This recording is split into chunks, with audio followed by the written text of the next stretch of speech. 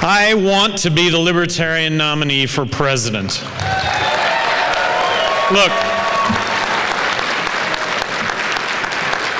presidential candidate has to recognize the problems that face this country, give the solutions that go along with the problems, and only the Libertarian candidate is going to offer up the solutions to the problems that we have. And then you've got to have a resume to go along with that.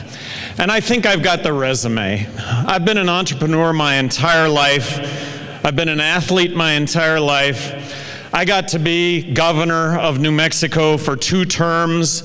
I said no to bigger government.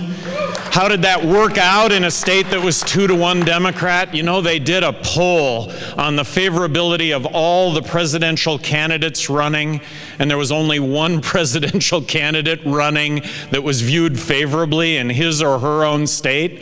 The fact is, how did it work out in New Mexico? I'm telling you, people in New Mexico wave at me with all 5 fingers, not just one. Good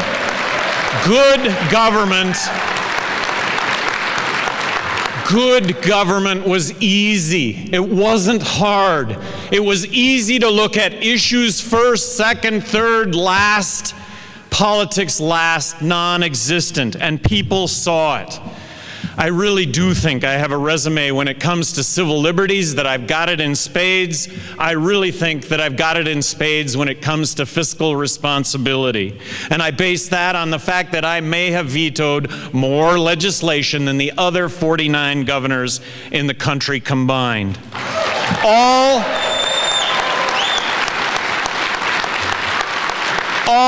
governance needs to occur under strict adherence to the United States Constitution. As governor of New Mexico, I made very few promises. I promised to veto any tax increases. I vetoed every single tax increase. Not one single penny of tax was increased over an 8-year period in New Mexico. That had never happened before.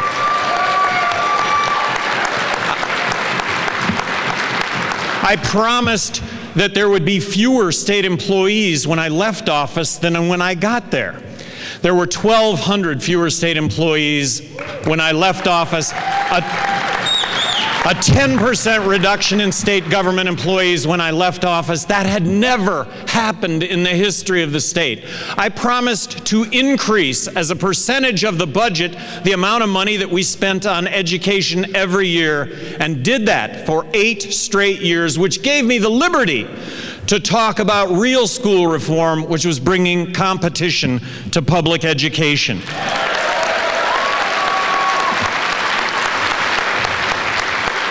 If I would have promised everything that I delivered as governor of New Mexico, I would have never been elected, because I would have been just another blowhard politician.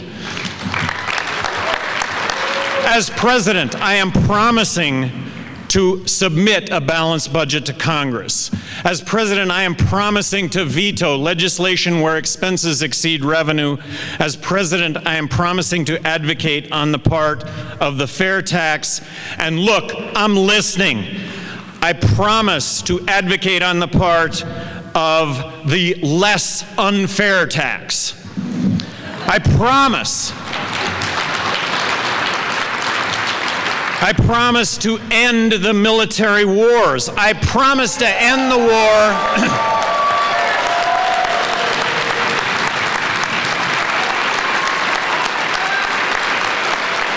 I promise to end the war in Afghanistan. I promise to bring the troops home. I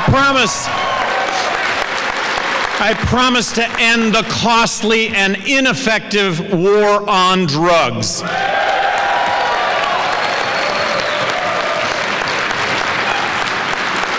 Look, Most Americans are fiscally responsible and socially tolerant. I fall in that group. I think this is a broad brushstroke of the Libertarian Party. A broad brushstroke of the Libertarian Party is government needs to exist to protect us against force and fraud. Government needs to exist to protect us against individuals, groups, corporations, countries that would do us harm. Imagine a libertarian president challenging Congress to bring about marriage equality. Imagine a libertarian president challenging Congress to reduce impediments to free markets. Free markets means no tariffs. Imagine a libertarian candidate for president challenging Congress to repeal the Patriot Act, abolish the Department of Homeland Security. Imagine a libertarian president challenging Congress for meaningful immigration reform. The libertarian candidate for president is going to be the only candidate talking about gun rights and gay rights in the same sentence.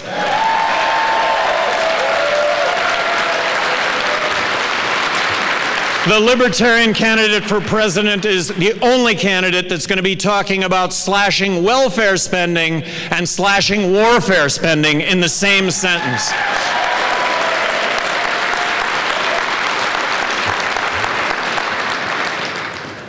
The change to me to be a libertarian is not a change. I have always been a libertarian.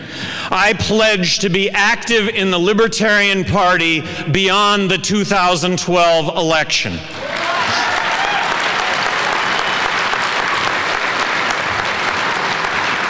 Make no bones about it. The goal here is to win the election.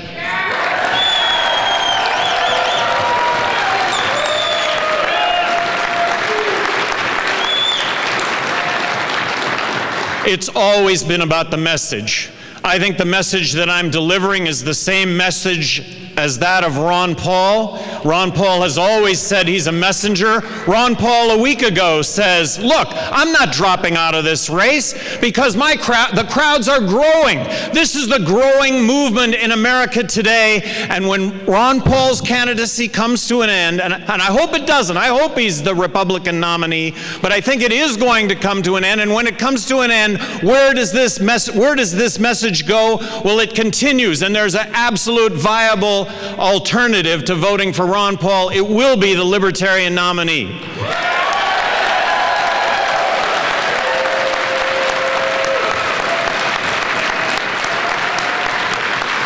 This is not 2008.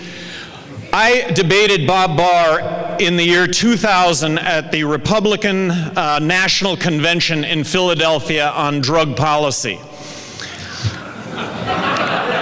Somewhere between that debate and 2008, he fell out of bed, hit his head, and became a libertarian. I'm glad it happened.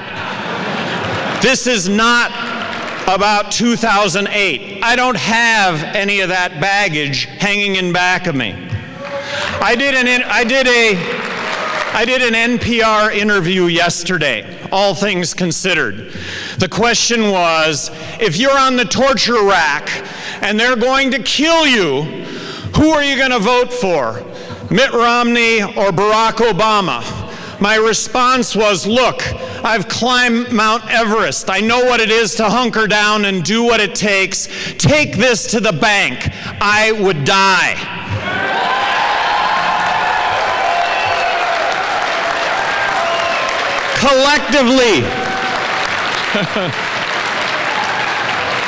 Collectively, the country does not need to die. There is only one choice, and it's going to be the Libertarian nominee for president. I respectfully ask you for that nomination. Thank you very much.